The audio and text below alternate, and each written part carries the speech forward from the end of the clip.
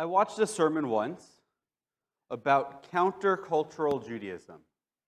And what the rabbi's claim is that segments of the Jewish community have always been countercultural, going against the norm. And he cited things both historical, way back, and things that are also a little bit more modern, like the renewal movement, some of the Hasidic and the neo-Hasidic movements.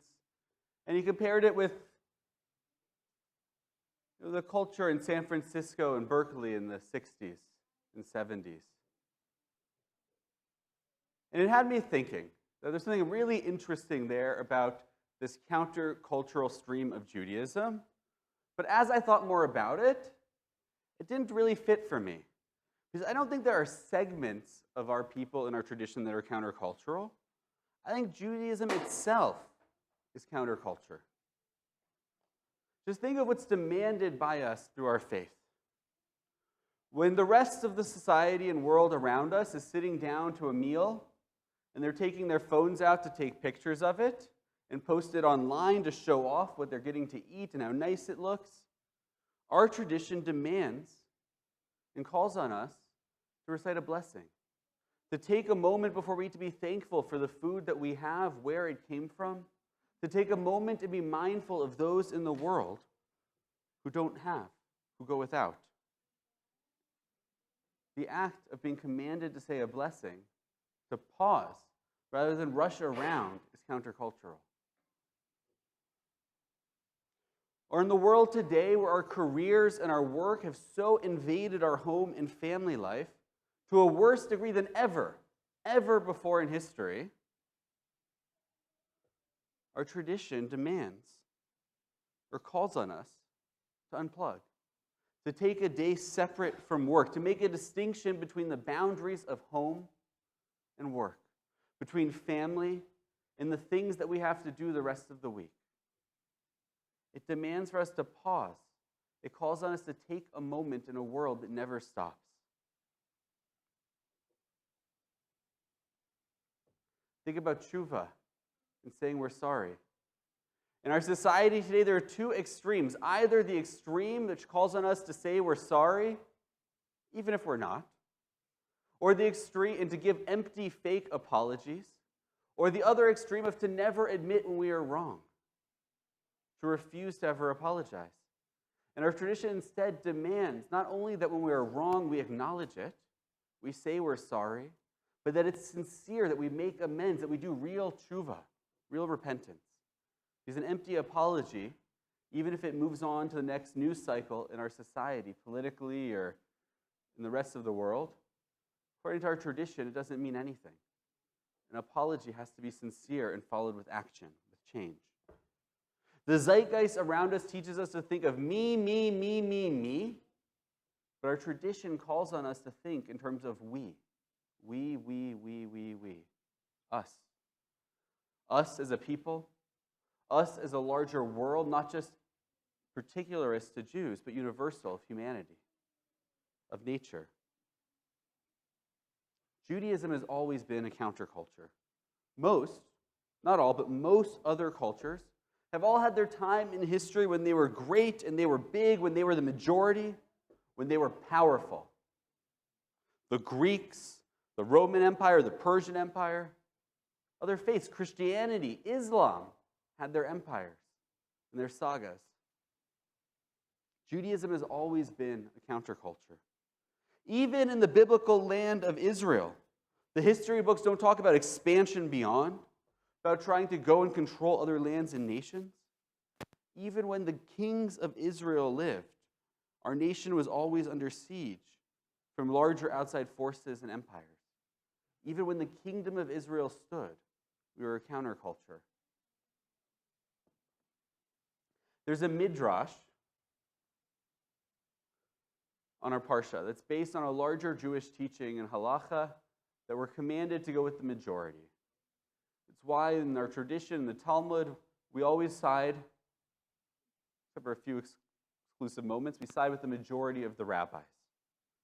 These were commanded earlier in the book of Shemot to go with the majority.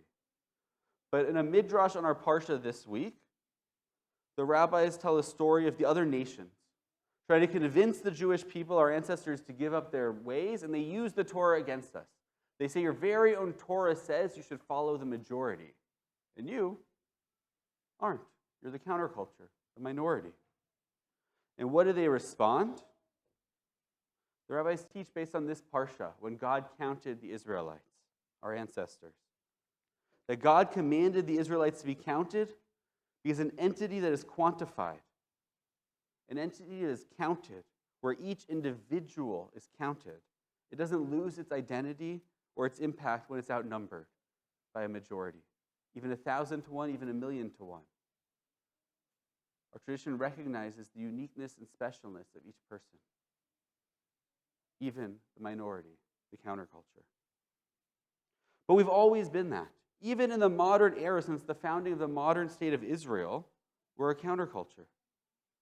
When Israel now has a powerful military economy, more and more being pro-Israel in our larger world, declaring yourself a Zionist is the counterculture. Judaism is at essence counterculture. Judaism is to stand up and to say that Israel has a right to exist. Whether it's at work, whether it's at university or in a classroom, whether you're in a progressive circle where you're told that being Zionist and progressive don't align, or in LGBTQ circles where many are told that they have to choose between their identities, Jewish and pro-Israel, or LGBTQ to participate. Judaism is to stand up and to do what's demanded, even if it goes against the zeitgeist, the society and the culture that we live in. And even within our own tradition, our own communities, Judaism is to be the counterculture, to stand up and say something, even if it's not popular and not with the majority in our own communities. The Talmud is filled with this. We might follow the opinion of the majority, but the opinion of all the minority opinions. Each rabbi that disagreed with it is recorded and taught and passed on. If you open up a Mikra Gedolot, a traditional book we use to study along with the weekly Parsha, that has the Torah portion and alongside it all of the different, not all, many of the different biblical commentators, the great rabbis of the past. You'll find on any one verse 8, 10, 12, 15, depending how big and how nice of an edition of Mikra Gedolot you have, different interpretations and understandings of what that same verse means. Judaism doesn't mean following the majority to the exclusion of one's own beliefs and ideals. When we think about the modern world of Israel, and the world we live in where it's counterculture to stand up for Israel, out there, in too many of our Jewish institutions and communities, it's counterculture to stand up and say that not only do Israelis have rights, but so do Palestinians. That Palestinians deserve respect and dignity. It's Judaism to say that our holy city of Jerusalem was profaned yesterday, not by the majority, but by those who danced in the streets celebrating Jerusalem Day, doing so with racism and xenophobia. It's Judaism to say that even though that happened, we still have a right to our indigenous national homeland.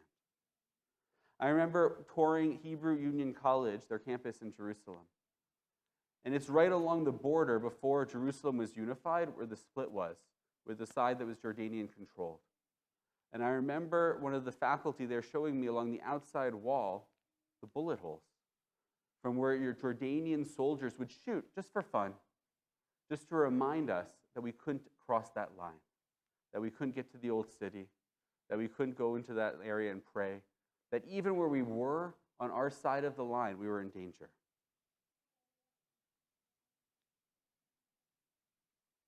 I don't know what the answer is to the Palestinian and Israeli conflict. I know what the answer is to peace, to end war and to end violence. But I know that we need to maintain control of our land. Because when it was someone else's job to keep us safe, they didn't, all throughout history.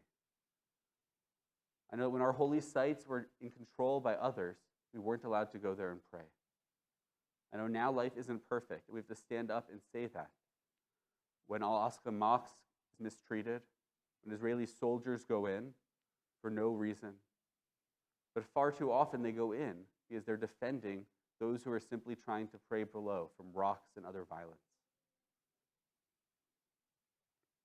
Sadly, it's counterculture to not be at an extreme, to not say there's only one right answer, to not say that it's all for the Palestinians or all for the Israelis. It's counterculture to find nuance. But Judaism is counterculture. It demands of us to find that. It's counterculture to say that Israeli children have the right to not have to hide during recess because of rockets flying in above their playground.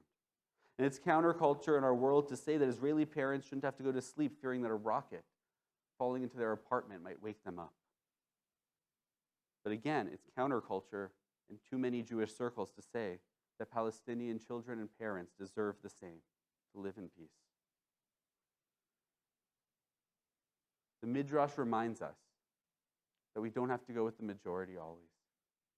That just because the rest of our society and culture say one thing, we can and we must stand up for what we truly believe. That each of us matters, each of us is counted, and each of us don't lose our identity even when outnumbered, 1,000 to 1 or 1,000,000 to 1. It's counterculture to have nuance. It's counterculture to push back against the anger and the rage in our world and our societies today. But maybe if we stand up and we push back, just maybe, it won't be the counterculture anymore. It can just be the world that we live in. Shabbat Shalom.